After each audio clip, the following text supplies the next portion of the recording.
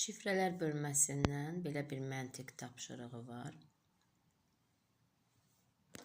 2 insan adı birləşib və müəyyən bir söz əmələ gətiriblər.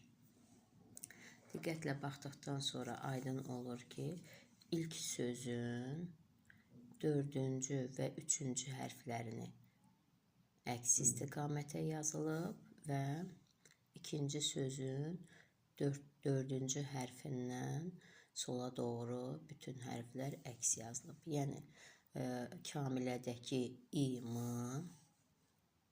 zahidədəki isə i-h az yazılıb.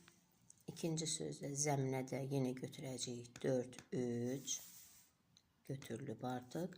Dilarədəki isə a-l-i-d götürülüb. Bu qayda ilə deməli, növbəti sözümüzü tapmaq istəsək, 4-cü və 3-cü hərflər